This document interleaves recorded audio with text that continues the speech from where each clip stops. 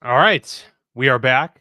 Mark is back here on the show talking week 14. A few things have happened since we last talked here on the show. I feel like that's the case more often than not Yeah. as of late. But of course, we've got some interesting news. I just saw this clip come through today, Mark. I'm not sure if it was today or not, Yeah. but we've got to share it with the audience and get our reaction here. Um, so just a quick backstory for those who may not be familiar. Um, Michael Strahan holds the single season sack record, 22 and a half sacks. He recorded this record breaking sack against Brett Favre. I think it was 2010. I can't actually remember the No, exact it year. was It was earlier. Was it er, before that? Strahan Like oh seven. retired after that. I think it was the '07 Super Bowl win. So I think it was Okay. '06 or Okay. Well, it there was you go. earlier. It was earlier. Yeah. And it's a an infamous play because Brett basically kind of like fell down and gave Strahan the sack essentially, even though Strahan was on his way to get the sack He anyways. would he would have got the sack, He but would have. Favre Brett threw it didn't away, fight him. He right? didn't fight him on it for Yeah, sure. exactly. And it broke Mark Gastineau's record that had lasted for over 20 years, the great pass rusher from like the 80s, with the New York Jets. Here is a apparent confrontation between Mark Gastineau and Brett Favre that is extremely real and extremely awkward. Here, this is what they use to promote the upcoming 30 for 30. But this moment, at least as far as I'm concerned, seems extremely authentic and very weird and awkward. You I thought we met a long time ago. At least I saw you. Right. How you doing? When you fell down for him. I'm going to get my sack back. I'm going to get my sack back, dude. You probably would hurt me. Well, I don't care. You hurt me. You hurt me. You hear me? Yeah, I hear you. You really hurt me. You hurt me, Brett. We got to get back to this, Brett. I'm sorry. And then it continues on after that. Wow. That was I think that was 100% authentic. I think that was 100%. Real.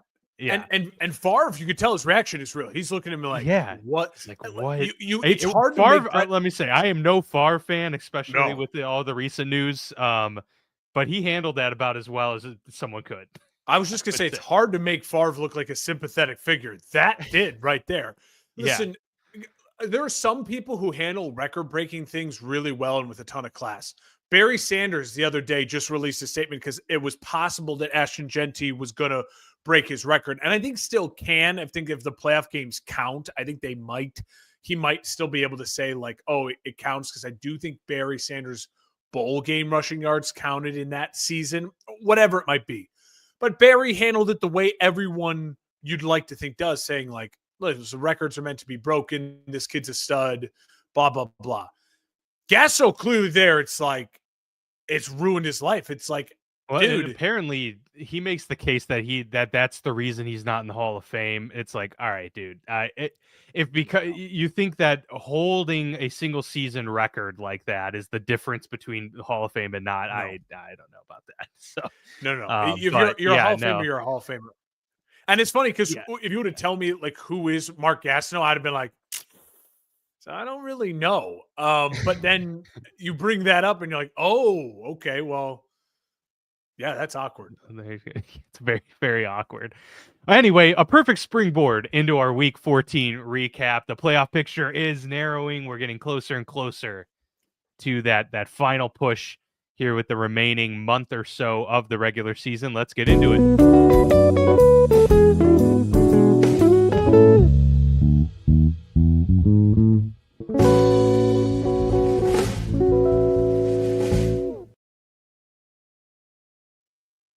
All right. Well, we've got Mark back. Appreciate having you back on the show. Did a solo one last week. And now that we are really a month away from the end of the regular season, really going to tailor these shows and hone in on the matchups that matter, the playoff implication specific games.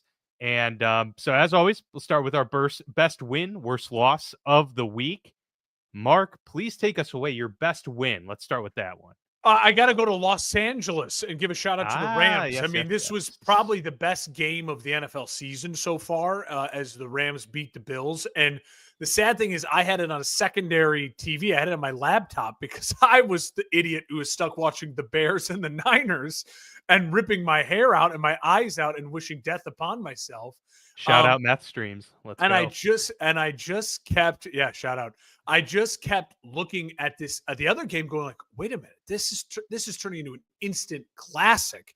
And it was that. And I say it's the best win for the Rams because if you look at that division right now, I don't think any of us thought the Seahawks would be starting to pull away at week 14, and they are. So that the Rams finding a way to beat, in my opinion, the second best team in the AFC, maybe the best team in the AFC, in their building when they needed to win, and when the Bills were also trying to win because they're trying to keep pace with the 1 seed. It was a Herculean effort. Matt Stafford is absolutely phenomenal. The offensive talent on both sides of the field was just spectacular. And it was really, really great because now tomorrow, or in 48 hours from now, Thursday Night Football, it's a win or go home game it seems like for both teams. And I think a large part of that is because the Rams won the game against the Bills. I'll say this for the Bills. Listen, they won the AFC East. You know what I mean? They were playing catch up to the Chiefs anyways. It's a bad loss in the sense that it really probably does kill their chances for the 1 seed, but this Bills team is still very good. And they have a couple of these games every year, right? Where it's just like Josh Allen goes off. I think I saw the stat where again, the games that Josh Allen does close to what he did in this game, which no one has ever done in NFL history, 3 rushing touchdowns, 3 passing touchdowns. The Bills are under 500 in those games. And it just goes to show you that every once in a while, the Bills defense and Sean McDermott's defense just collapses. And in those collapses, he is able to keep them alive. But the Bills are a better team when the defense plays well and Josh Allen can just hand the ball off more and still be the MVP of the league. Josh Allen's the MVP, but the Rams win the game of the season so far. Yeah, it's my best win too. I agree. That's a phenomenal game. You mentioned it, instant classic. Those were the words that came to mind for me as well. It was a great game, awesome to watch. 2 great quarterbacks battling it out, 2 great offenses duking it out. I think this says more about the Rams offense and their talent than it does about the Bills' shortcomings. Yes, you don't want to get in shootouts and give up 44 points to any opponent in the NFL. And, that's something that I don't think we'll see of the Detroit Lions, for instance, or like maybe the Kansas City Chiefs in crucial moments. But any team is capable of getting bit by, we saw the Steelers, a phenomenal defense get worked by the Bengals. It's just like the great offenses are hard to stop in the NFL. Yeah. So I'm not going to put too much, credence into that aspect of the game for Buffalo in terms of what they gave up. But it is something. It's in the stat books. It's there. It's in the record. But Buffalo is still, to me, one of the top 3 teams in the NFL currently. I agree that really hurts their chances at the 1 seed because now I think Pittsburgh's really the only team that has a shot, and that's only because they play Kansas City and can force Kansas City, to have that, 3rd loss potentially when that time comes. Buffalo has beaten them obviously earlier in the year, but at the time that it comes, it could mean everything. And so Pittsburgh, the 2 of their 3 losses are against NFC opponents. That's that's big right there for sure. But I think the Rams are for real, man. Like, here come the Rams. Like, we can't sleep on them anymore. I were to, guess who's going to take over and win the NFC West as of today, based on their play in recent weeks, as great as Seattle's been, I'm going to go the Rams. Just Cooper Kupp and Puka Nacua is a real game changer. When they're healthy, have somebody like that. Yeah, when they're healthy, it's great. I'll say this, Dan. My final point on this will just be to say this is the type of offense with the Bills that is really explosive and fun. But when you're not running the football, like you said, the Lions wouldn't give up 40, something points. I tend to agree because the Lions can just go shift into mode where it's like, we're going to have a 12 play, 8-minute drive. And when you do a drive like that and then score, your opponent literally can't score as many points because they don't have the ball as often. They still have the opportunity. So Buffalo, while it's great to be able to score in 5-play drives or 6-play drives really quickly, especially at the end of the game if you need a score, when you lose your running attack, it's really then hard for you to keep your scoring down for your opponent when you're giving the ball right back to them. I know it seems like oh wow, what a my team couldn't even get 5 yards of offense in the first half. I'd love to have that problem, right? Where it's like you're scoring too quickly. But I think that was part of it when their defense just didn't have it. And the Rams had a great game plan. Sean McVay outcoached Sean McDermott. And so you almost want to give your defense a break by just putting up a 12-play, 14-play drive. And the Bills, just when they're not running the ball, aren't built that way. Well, and to the coaching point too. I mean, a lot is being said about that late in the game management of choosing to do quarterback sneaks at the goal line with Josh Allen. Timeout and the 9 players on the field. No, these are just blunders you can't have when you're trying to win a game. I mean, that could have been the total difference in who won that game. And so those matter in these types of crucial situations late in season, late in games. Worst loss for me, Mark, goes to the Cardinals. The same exact matchup from 2 weeks ago that was the worst loss. It goes to the Cardinals once again. You had to get the win this time around. You lost to the Seahawks 2 weeks ago. Not only do you need this win because it's an opponent that you're trying to take over for the NFC West title, but because this was going to solidify a 3-game losing streak and essentially knock you out of playoff contention. Now, in reality, they're 1.5 games behind, so it's not remotely out of the realm of possibility, but they would have to go on a run, and they would also need the Seattle Seahawks and the Rams to completely kind of fall apart now for the Cardinals to take advantage. It's just, man, like, as good as Kyler Murray is, Mark, I've been saying this for like a month now. Where are the key moments where he is stepping up to win for his team? It's not happening. We're not seeing him elevate, and that's a problem. So it is also my worst loss, which is really funny because I had strongly considered the Atlanta loss, which we'll talk about, and I'd strongly considered the Green Bay loss, which we'll talk about as well. The reason I didn't go with either of those two is because you nailed it. The Arizona Cardinals were at home. Like, this is the game. It's like, okay, you lost, but you had the division. You were the golden child of that division 2 weeks ago. That loss to Seattle turned it on its head. Now Seattle's been the golden child. You had a chance to like take the ball back, and like you just got outmanned, outcoached, turnovers, ugly turnovers from Kyler, and it's just demoralizing. It's not like you lost on a fluke or a bad call or something like that. We can be like, we got robbed. Like, remember the Lions lost to the Cowboys and it was a horrible, horrible bad call. Yes, Dan Campbell did like the bad 4th down call, but it was like a huge missed call from the refs. And you're like, we got screwed, and the Lions missed out on home field advantage and had to go to San Francisco last year to play in that NFC title game. This is the opposite. It's just like you just lost in you got absolutely stiff-armed into the ground, boat raced, and you made bad mistakes. That defense from Seattle is playing really well. I think Seattle should still be considered the favorite to win this division right now, unless the Rams or team? Well, I think that the Rams have a higher ceiling, but I think overall right now, the Seahawks are a little healthier and are right now, I think, the better overall team, more complete team. But I think the Rams have the higher ceiling because you saw when you have Matthew Stafford, Puka Nacua, and Cooper Kupp, you're elite. Now, I will say the Seahawks also, Dan, have the hardest schedule of those 4 remaining teams.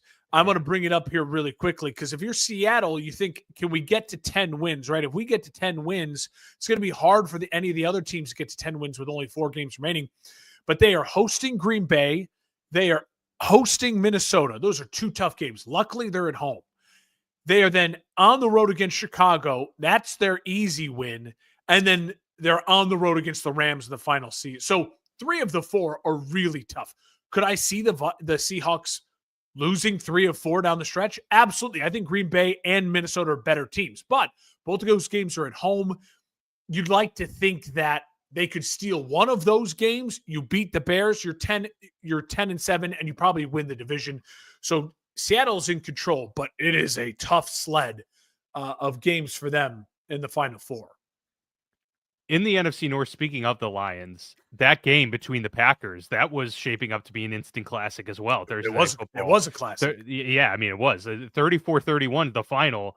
And the Lions, interestingly, at the very end of the game, had an opportunity to kick the game-winning field goal. Dan Campbell goes, you know what? Actually, there's too much time on the clock. Let's go for it on fourth down. Take the clock all the way down, then kick the field goal. One of the gutsiest and riskiest plays I've ever seen. But it pays off. You know, Dan Campbell had faith in his offense, and I do kind of understand the rationale for it. I do. I probably still would have been like, just kick the field goal. Like, trust your defense to not let Jordan Love, go all the way down the field. But, that's why I'm sitting here, and that's why Dan Campbell's coach of the Detroit Lions. It's just what an epic, Stones moment to kind of just lay it out there on the field and be like, nope, we're just taking this from you right now. He is the Randy win. Yeah, he's the Randy Marsh meme. Like, he just carries his nuts in a wheelbarrow. Yes, exactly. Yeah. And what I love so much about how that game ended, so it was a great game, right? And listen, the Packers are very for real. I think that if you're any team in the NFC, the Packers are not going to win the division. The Vikings still have a really good chance to win the division. But the Packers are done in the division. So if you're any of those division winners, I really think seeing the Packers on Wild Card Weekend is it would be brutal. Sentence. It's a death sentence for a lot of those teams. I'm looking at you, NFC West and NFC South. Like, you're both going like, this could be a one and done, right? They're a fearless team. They have a ton of weapons. They play good defense in spurts. Their defense isn't as good as run the football start there, and they run the football extremely well. Josh Jacobs, I mean, everyone's been talking about Saquon, Derrick Henry, rightfully so. Josh Jacobs has had an incredible year in his first year in Green Bay. That being said, the Lions are the Lions, and they are the number one team in the NFL right now, deservedly so, because of moments like this. Dan Campbell has built such a culture where his team is frothing at the mouth to go for it in these situations. And his team would be angry with him if they didn't go for it. And if they missed that field goal and leave that much time on the clock, and then the Packers gain 30 yards and kick a game-winning field goal, what are we saying? Dan Campbell's lost his mojo. The Lions have lost their mojo. They didn't go for it, and blah, blah, blah. So what does he do? He goes for it. And so I don't criticize him at all. I think it's the right call for the culture that this team is and the foundation of this team.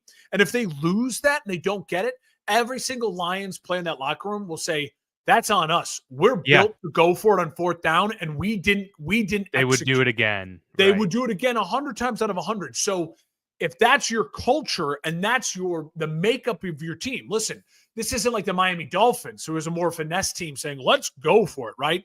This is what you're built on. So I loved it. Loved it. The Lions are the number one team in the NFL. They're the Super Bowl favorites. They should be with the Chiefs because of plays and games like that. You mentioned the Dolphins. They won in overtime against the Jets, who are somehow starting to actually seem to get a rhythm offensively, but it doesn't matter, of course. But the Dolphins are 6-7. I mean, they're the 9 seed right now in the AFC. What are the odds that you like? Do you think that they can actually make a run here? Because I certainly think they're a better team than the Colts, which are just ahead of them as the 8 seed. It could really easily come down to like Miami and Denver, and and we'll talk about the Bengals later. But I feel like Miami has a chance. But again, it's December football for the Miami Dolphins. So what are we going to get? I'll talk really quickly about the win. I think for the Jets fans, it was a win in the sense that you don't want to be winning games at this point in the season. But what do you want to see? You want to see that, hey, if Aaron Rodgers does come back next year, he still shows moments. And Aaron Rodgers showed the moments in that game, right? It was like, okay, if Aaron Rodgers can buy into a coaching staff and a game plan and not just be I'm in charge, if he plays and he's somewhat healthy and plays like that, then again, you can convince yourself that this is a team that maybe could turn it around and be a wild card team that is a dangerous team next year, right? Because they have a defense with pieces and they have weapons. So I'll say that. For the Dolphins, again, this team now is playing really, really sound football. This team is playing really fun offensive football, what we expected this team to be. Tua's taking all the accountability. He said a couple of weeks ago at the podium, like, yeah, we're in this position because I didn't take care of my health. He's a leader in that way. I respect him. Again, I don't think their ceiling is high, but I do agree with you. They are a team that I think is right now better than the Colts. Are they as good as the Broncos? I don't know. That's a really close, tough though. call. It's close. Dan, I'll say this. To me, we can talk more about the Dolphins after this weekend. They are at Houston. Houston's coming off a bye. Houston's not been playing well. If Miami can beat Houston in Houston, then there is a real chance we're talking about the Miami Dolphins in the playoffs. And Dan, I had a little bit of fun this morning because we're not going to talk about Houston. They didn't play a game. So I'm going to quickly squeeze this in. I had a little bit of fun this morning. I went on the ESPN playoff machine and I just gut blind picked games. I looked at it and all of a sudden I'm like, wait a minute. Where's Houston? And I didn't have Houston in the playoffs. Dan, they are home against the Dolphins, at Kansas City, home against the Ravens, and then the Titans on the road in the final game. That's a really tough stretch. If they lose to Miami, they could easily miss the playoffs if the Colts catch fire. That's the kind of big if. But if you look at the Colts schedule, Dan, they have the schedule to catch fire. The Colts, if they can beat the Broncos, then it's Titans, Giants, Jags. So the Colts season hinges on this Broncos game. And in a lot of ways, the Dolphins and the Texans season, both their seasons hinge on this weekend as well. So we'll talk more about projecting, but I want to give our listeners a little that nugget. 2 ginormous games in week 15, Texans and Dolphins, Colts and Broncos, truly will define the rest of the season for both teams, for all 4 of those teams. A team that's been falling apart is the Atlanta Falcons. Kirk Cousins, again, just looking brutal. And 0 the Minnesota touchdowns, Vikings. 8 interceptions in the last 4. That's unbelievable how bad that has been. Sam Darnold on the other side has a career day, 5 touchdowns, 347 yards. Absolutely wild, the performance that he's had this season. And again, the Vikings are 11-2. They are for real. They are legit. I still have my concerns about them in terms of playoffs. Like, I'm not sure how convinced I am that they can win 2 playoff games and get themselves to the conference championship and or Super Bowl. But man, it's a team that's playing like they got nothing to lose. They're playing inspired football. And they're just really sound across the board. It was impressive. I now fully am on board with the Falcons are like not. It's to me, even though they're still close in the division, to me it's over. Like to me, this is the Buccaneers division to lose. The Falcons are pretty much a non-factor in my view. Remember, we talked about it. The Buccaneers were going to need to basically win out and then get some help. I didn't think they'd get this much help from Atlanta. Atlanta is falling off the map. Now, the benefit for Atlanta is they have the Raiders, the Giants, the next 2. So Atlanta could quickly turn this around and end up 8-7, and that keeps the pressure on Tampa. And remember, they have the tiebreaker over Tampa because they have that both head-to-head wins. So they also have the Panthers in their last game. So you could make the argument Atlanta should end up at worst 9-8 if they turn this thing around, which I think they're capable of doing that, right? So that does keep the pressure on Tampa. I will say this. If they lose this week to the Raiders, who are going to be starting, I think, Desmond Ridder in a revenge game. It's going to be Desmond Ridder. Yeah, exactly. You have to legitimately talk about putting Michael Penix. If it's because it's Kirk Cousins, you have to legitimately talk about putting Michael Penix in for the stretch run and just to see what the kid has. I will say this about the Vikings. I truly think they are the 3rd best team in the NFC. I think it's a coin flip between them and the Eagles for the 2nd best team. And I will firmly plant my flag on the set of saying I was absolutely dead wrong in them. Brian Flores is completely turned that defense around. He made a Kevin huge difference. O'Connell is just an absolute wizard. To me, he's approaching into that like conversation of like, okay, outside of Andy Reid, Sean McVay, Kyle Shanahan, he's probably the in that top 5 of like the guy I draft as a coach, right? Like to like start my franchise with. He's in the discussion. Absolutely. in that top 5 discussion. And I'll say this, Sam Darnold. I mean, Vikings fans got to start asking themselves, It's been what good. the fuck do we do? Because Because they're probably going to have to franchise him, Mark. That's what I think they're going to have to I do. think that's the best thing. And then you go into the season, you say to McCarthy, listen, take the advice from the team to your right on the map, to your east on the map in Green Bay, and just say, why do we have to start the kid? Like, we don't have to start the kid. But Green Bay didn't start a the year kid. coming off of injury, uncertainty. Yes. Like, you take a healthy year to sit behind now, and they we'll should reevaluate. franchise him. And then if I was a team, I would legitimately offer a 2nd round pick and maybe another asset for Sam Darnold. If you're telling me available quarterbacks on the market, I'm going in this offseason. Right now, my power ranking is Sam Darnold 1, Shedeur Sanders 2. Like, yeah, I'm dead you know who serious. could have used that type of quarterback? The San Francisco 49ers that had Sam Darnold in their building. And if this a year ago, and if you are the Niners, wouldn't you rather take Sam Darnold on a 4-year deal that's more affordable than whatever you're going to have to play Brock Purdy? Yes, I think they would, but they're not going to Absolutely. admit it, and they're going to play Yeah. Purdy. Grace Yeah. is shutting the door on you. All right. Yes. So a great win for the Vikings. The Vikings are absolutely still capable of winning the NFC North. Do not count them out of the NFC North. They still have a head-to-head with the Lions and a game against the Bears on Monday night this week, which is absolutely winnable. So they're going to be in position.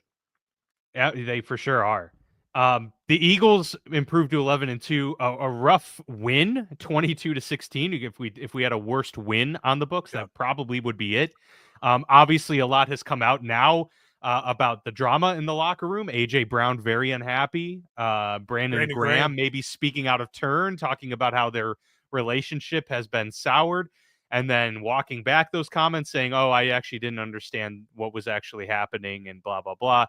I think what he said first was probably correct, and he's trying to do some damage control. But nonetheless, it seems like a little turbulent there in Philly, but they've overcome this before.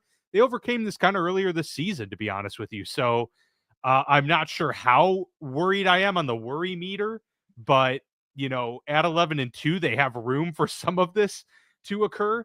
But with a matchup against Pittsburgh, I think this is a very, very important week for them to kind of get back and actually pull off an impressive win because you barely beat the Panthers last week. On the flip side, obviously it's important for Pittsburgh too to keep pace in their division. But for the Eagles, I mean, if they still want to compete for that 1 seed, there's a lot riding on this week for them for sure. You just say it in talking. Week 14 was kind of a dud as far as slate of games. There were some great games, but overall it's kind of like, a lot of some ugly matchups because it was the final bye week. You were just teasing it there. This is not like the 4th most important game. I mean, Steelers and Eagles next week is a massive game. I'll say this really quickly. Panthers, isn't it absolutely wild that the Panthers fans can honestly sit there and say, maybe we feel better about our situation than Chicago does right now. Yeah. It's fucking insane, but that's where we're at as a Bears fan and as a Panthers fan. You got to be feeling positive. It's not great. Listen, Bryce Young is at best now Tua, right? Like that's his ceiling, which we know but is he's improving, limited. Which is what you want. Yeah. But it's a capable starting quarterback who you don't have to pay for the next 3 years. And you're not in a win now mode anyway. So just keep building it and then toss him to the side when you're ready to then go get your franchise guy in 2 years when your organization's ready to build, when you recoup some of your draft and all that stuff. So positive vibes for the Panthers. For the Eagles, really quickly, they are an absolute juggernaut at running the football, and it's so much fun to watch. And A.J. Brown is the epitome of diva wide receivers. He got paid again. They are the only losses the Eagles have in the season are when A.J. Brown does not play. So he has all of these things that could be saying, dude, you're in an amazing situation. You are a stud. You are a star. And yet he's bitching and moaning. He's not getting the ball enough. Exactly. This is, and listen, I'm going through it with DJ Moore a little bit right now. DJ Moore was nothing but amazing last year. And now DJ Moore got paid and it seems to be the leader of all the mutinies that have led my team to just not play well. And it seems he hates the young quarterback when I don't think he realizes, dude, you're not nearly as important as the young quarterback. And it's the same thing with the Eagles. Like Jalen Hurts got paid. Jalen Hurts is there. And Jalen Hurts is the focal point of your running offense that is leading you to being Saquon matters more to the team than A.J. Brown right now. Right now. And A.J. Brown can't just ride it and ride the wave of excitement and fun and wins. It's a dangerous situation there. And I think you're not trading him. And I'll say this, the second point is Sirianni. Like, dude, what are you doing? You're not the offensive coordinator, right? You're not the defensive coordinator. Your job as the head coach is to make sure everyone is simpatico. And you can't even fucking do that. Like, what are you doing, Nick Sirianni? A little bit of a mess in Philly. We saw it how it ended last year after the hot start. Can they change the vibes? Massive game versus Pittsburgh this weekend. Yeah. And we'll see how it turns out. Yeah, can the Steelers take advantage of this turmoil in Philly and, capitalize and keep the momentum going on their side? They beat the Browns 27-14. Great win. Good rebound win after losing to them a couple weeks ago. No George Pickens. No George Pickens, which that's it's important for a multitude of reasons. It was good to see them score 27 points without George Pickens. Agreed. It was good to see Russell throw 2 touchdowns without George Pickens. Agreed. Russell is seeming to get more and more comfortable in this offense and a little bit more free. He had a couple RPOs that he pulled it himself and ran the football, like a couple nice scrambles. So I think he's starting to get more comfortable, which is a great sign. It looks like George Pickens is not going to play this upcoming week. And so a grade 2 hamstring, those can linger. I would rather they just keep him out. And if it's got to be 2 weeks, so be it. Save him as much as you can for that deep stretch for the playoff run. I know these games are important, but if the Pittsburgh has an opportunity to show that they can win and beat good teams without George Pickens, which would be massive, because if you told me that, 8 weeks ago, I would have said no chance. No, I mean, and this was kind of part of the problem that they set themselves up for when they let Deontay Johnson go, which was probably the right move overall. They didn't properly ensure that they were primed to get a free agent. They were in the market. They just didn't land one. And then the draft, they take Roman Wilson out of Michigan. He gets hurt. He hasn't played more than like 3 snaps all season. Austin's been okay. Mike Williams has been okay. Calvin Austin's fine, and now we got to hope that Mike Williams, hopefully that he gets more involved in this offense, because they're going to need him now moving forward. But no, overall, I thought it was a good win for Pittsburgh, and sets up a great opportunity for them this week. And it is funny, even though they lost, just to see like the Browns are just way better with Jameis Winston than they are with Deshaun Watson. It's hilarious. Even though obviously Jameis made some like boneheaded mistakes and stuff, but Jameis is he's not who you want to build around, but it just goes to show Deshaun was still the problem. And I think that was it's an important lesson for Cleveland. I'll say this, Dan, again, on my NFL playoff feed, when it came down to it, I had the Steelers winning the division still, but I started to look at it and I started then futzing. If the Steelers in the AFC, pretty much 10 wins, you should feel like 80% sure you're in the playoffs. Steelers already have 10 wins. The Steelers are one of like 2 teams that can have 10 wins and not make the playoffs. Basically, for the Steelers, it's win one of the next 4, and you almost guarantee you win the division and you're in the playoffs. So they have an extremely tough schedule, right? Philly, Baltimore, Chiefs, Bengals.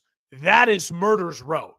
But if you're saying to yourself, we just got to win one of them, mainly the Ravens game, and we lock up the division, that's a good feeling. It's a really good feeling. So I think for Pittsburgh, it's to me, they feel like that hang on for dear life, win one goddamn game, and then reset. And then once the playoffs comes, they're going to be a nightmare. In Pittsburgh hosting games, Renegade blasting that defense.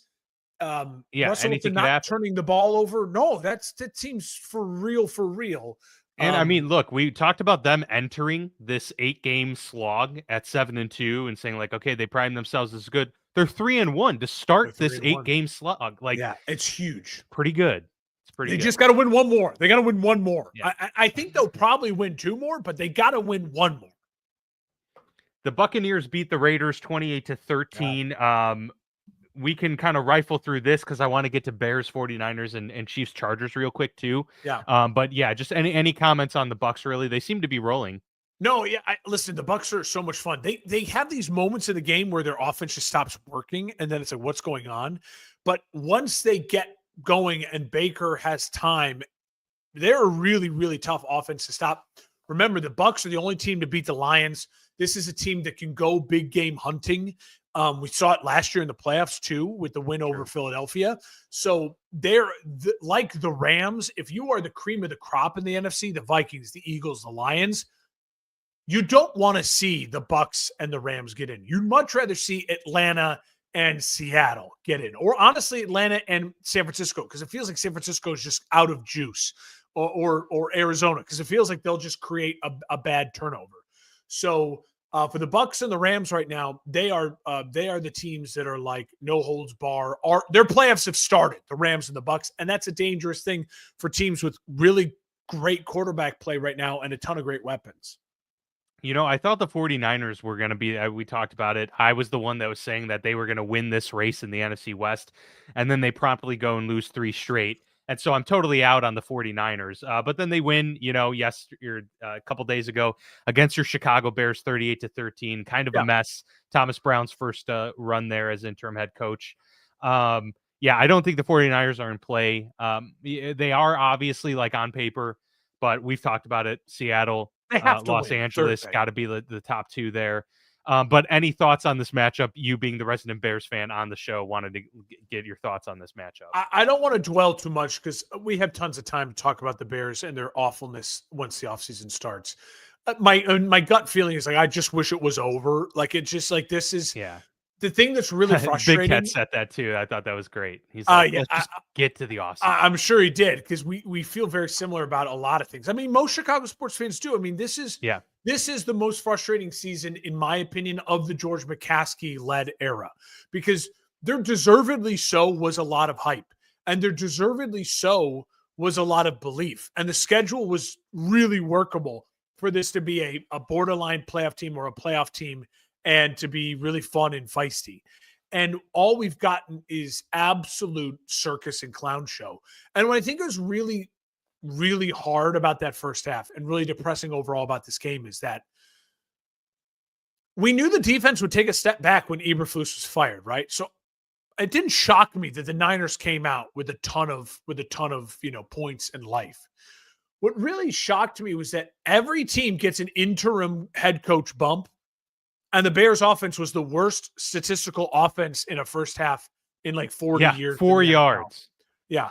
And to me, what that again shows is that you have a culture problem. And Thomas Brown clearly is not the guy that these players are fighting for. And why I said for many weeks, don't fire Eberflus, just ride this thing out, is because, again, I didn't want to see the Thomas Brown experience. And I never wanted to have that question mark of, well, maybe Thomas Brown's the guy. I never believed Thomas Brown would be the guy. If Thomas Brown even had a chance to be the guy, they would have hired him as the offensive coordinator. He already had a chance to be an offensive coordinator before in spaces. Thomas Brown is a great NFL assistant coach, and you give him a role, and he fires guys up, and he can coach a position group or things like that. But again, they reverted to a lot of bad offensive spacing, lack of offensive identity. And this is a team now where you really look at Ryan Poles, and a lot of the moves he's made are starting to get really suspect. We know the Chase Claypool move was bad, but we give him credit for that because it was like he took a stab. He nailed the trade, right? The trade was still a win. But now when you start looking at DeAndre Swift over David Montgomery, that's a huge L. You start looking at the Nate Davis and offensive line improvements over, and he got rid of your guy who's in Pittsburgh now, the guard. James Daniels. James Daniels. So you start to look at some of these things and you really question a lot of what they've done. Remember, he was the one who traded Roquan Smith as well. And you start saying to yourself, man, I don't know. And now you question the structure. The Bears are a joke. And for the 49ers, there's nothing to talk about. Thursday night is their season. They've put themselves in the spot for Thursday night to be their season. They had to win this game so Thursday night could be their season. This was a coaching mismatch. This was a Hall of Fame caliber coach, talent. Yeah. He doesn't have the resume, but talent versus an interim guy who couldn't even get the guys to fight for him. So that's what that game was. Yep, for sure. All right, we'll pull up the Super Bowl plane and kind of combine this into discussing the Chiefs because the Chiefs are listed. They're in first class. They beat the Chargers 19-17 on a doink field goal that went in the final seconds. Everyone complaining how lucky the Chiefs are. I get it. Yes, they do. They have gotten lucky this year. But a lot of times you make your own luck in this league, and they've set themselves up to have these moments at the end of the games where things can go their way, and they've done it yet again. And that was unfortunate for me as a Steelers fan. Didn't want them to get this win. Chargers were very close. I think the fact that the Chargers held them to 19 points, kept this close, says a lot about the Chargers as a team and how quality they are. Yeah. But yeah, the Chiefs are still that dude, in the AFC. And right now they're a contender. That's why they are in the first class along with the Detroit Lions. The Chiefs are the San Antonio Spurs. I mean, if you remember during the heyday of the San Antonio Spurs dynasty throughout the early 2000s, and then when it picked back up with Kawhi Leonard when they were older, what did they do? They were like the 4 seed. They were like, the 2 seed.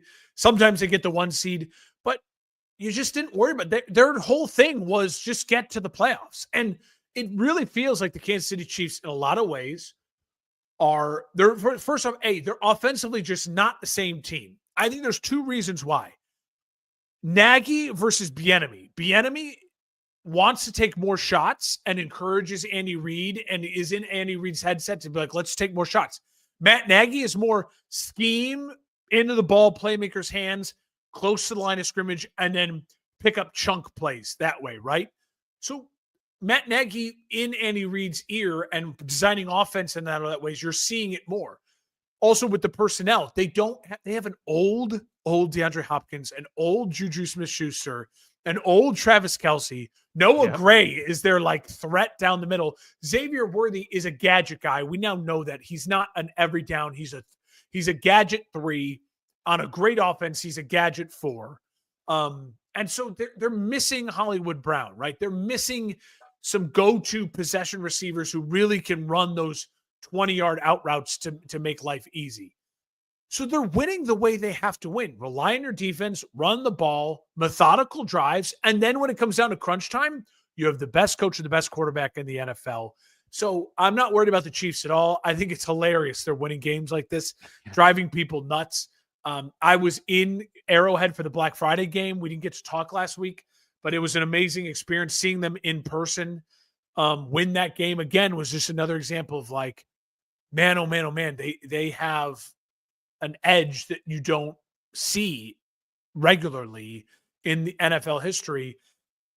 I do think they do have a slight concern, and why I keep the Lions slightly ahead of them is that I haven't seen them win 44-43.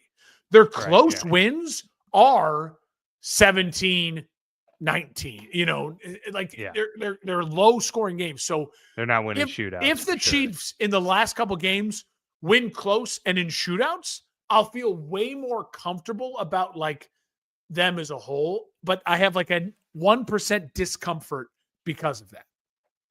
All right, let's rifle through a 60-second lightning round here. Your business class. You've got Steelers, Ravens, Eagles, Vikings, and Bills. So the Bills dropping down to first class.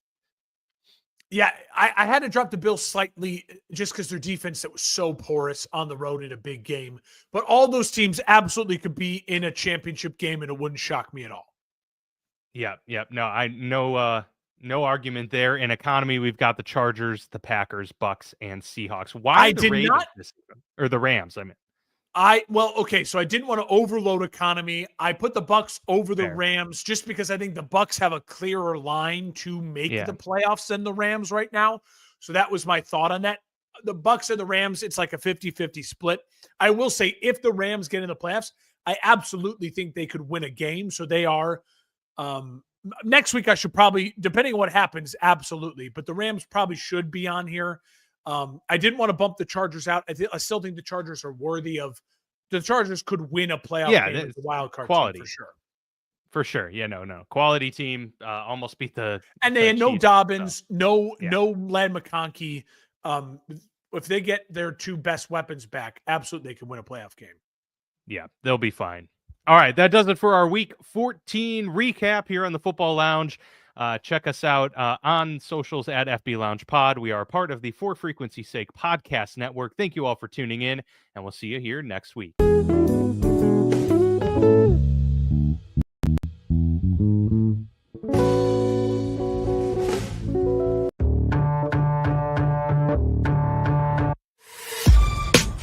This has been a For Frequency's Sake podcast network production. For more great content, subscribe to For Frequency's Sake on YouTube, Facebook, and Twitter.